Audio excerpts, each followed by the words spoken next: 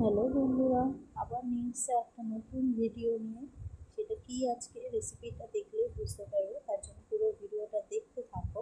তো প্রথমেই দেখতে পাচ্ছ এখানে পেঁয়াজ কুচি আছে, লঙ্কা কুচি, টমেটো কুচি, আদা কুচি, রসুন কুচি নিয়ে নিয়েছি। তারপর কড়াইতে একটু তেল গরম করে তার মধ্যে কেটে রাখা বেগুনগুলোকে দিয়ে দেওয়া হলো।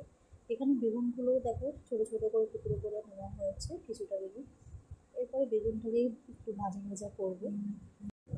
খুব বেশি ভাজবো না, আমরা বেগুন ভাজা যেরকমভাবে খাই খুব বেশি ভেজে আমরা কিন্তু সেরকম ভাজবো না, কারণ হালকা করে বেগুনটাকে ভাজবো।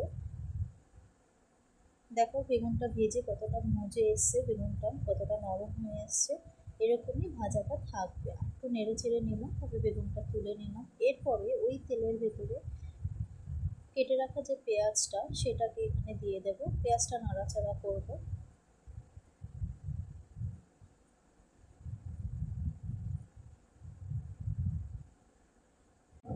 এরপরে এখানে কেটে রাখা লঙ্কাগুলো এর ভেতরে দিয়ে দিলাম। পুরোটা এবার একটু ভেজে ভেজে নেব। পেঁয়াজটা কিন্তু এখানে খুব বেশি ভাজবো না, খুব লাল করে ভাজবো না, হালকা একটু ভাজবো। তারপরে আদা কুচি, রসুন কুচি সেটাকেও দিয়ে দিলাম। সবটা একসাথে ভালো করে ভাজা ভাজা হলে তারপরে এর মধ্যে স্বাদ মতো নুন দিলাম।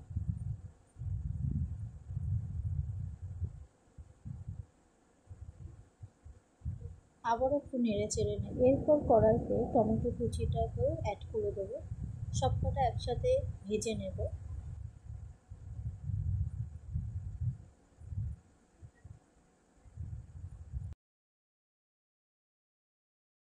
কিছুক্ষণ কিন্তু নাড়বো যাতে কড়াইতে লেগে না যায়, এই জন্য একটু নেড়ে চেড়ে দেখবে একটু ভাজা ভাজা হয়ে এসছে। তার মধ্যে জিরের গুঁড়ো,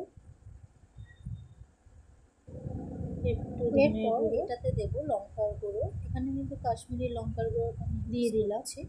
এবার সবটা একসাথে আবারও একটু ভেজে নেব।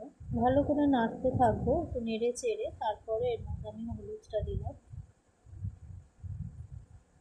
এরপরে সবটা একসাথে আবারও একটু নেড়ে চেড়ে একটু ভেজে নেব। একটু হালকা যখন তেল ছেড়ে আসবে, দেখতে পাচ্ছ ভাজাটা কতটা হয়ে এসছে। এরকম ভাবে পরে লোটে মাছগুলো এখানে অ্যাড করব।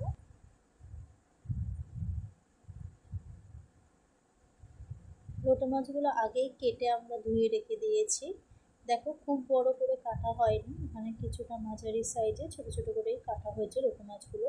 এই সব কটা লোটে মাছ এই মশলার দেখেছো হালকাভাবেই কিন্তু নাড়া হচ্ছে, খুব বেশি নাড়া হচ্ছে না, যাতে মশলাটা একটু মাছগুলোর সাথে লেগে থাকে সেরকম হালকা করেই নাড়া হচ্ছে এখানে। এরপর কিন্তু এইভাবেই আমরা ঢাকা দিয়ে একটু রেখে দেব, মশলাটা যাতে না লেগে যায় তার জন্য অল্প পরিমাণে একটু জল দিয়ে দিলাম।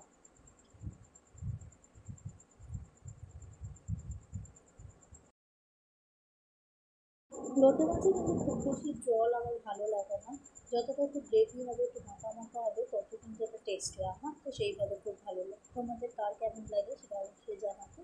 এরপরে দেখো জলটা দেওয়ার পর আবার একটু ঢেকে ঢেকে এটা কিন্তু করা হচ্ছে।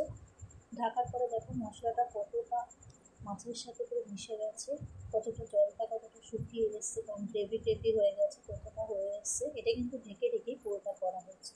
এরপরে যে বেগুনগুলো ভেজে রাখা হয়েছিল সেই ভাজা বেগুনগুলো কিন্তু লাস্টে মাছটার উপরে ছড়িয়ে দেওয়া হলো। আজকে এই লোটে মাছটা কিন্তু একটু অন্যরকমভাবে করা হলো, বেগুন দিয়ে লোটে মাছটা করা হলো।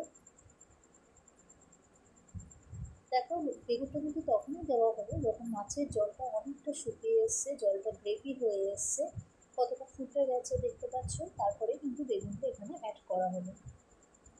এবার আবারও হালকা করে একটু নেড়ে চেড়ে নেব, বেগুনটার মধ্যেও যাতে মশলাটা যায় সেই জন্য একটু নেড়ে চেড়ে নেব।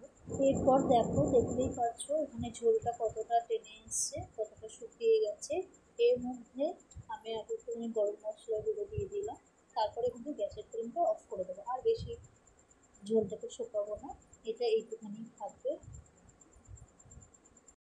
গ্যাসের ফ্লেম অফ করে এবার প্লেটে সার্ভ করে দেখাচ্ছি। এই ভিডিওটা যদি তোমাদের ভালো লাগে অবশ্যই অবশ্যই like, comment, share and subscribe. আমার এই ভিডিওটা দেখার জন্য সকলকে অসংখ্য ধন্যবাদ।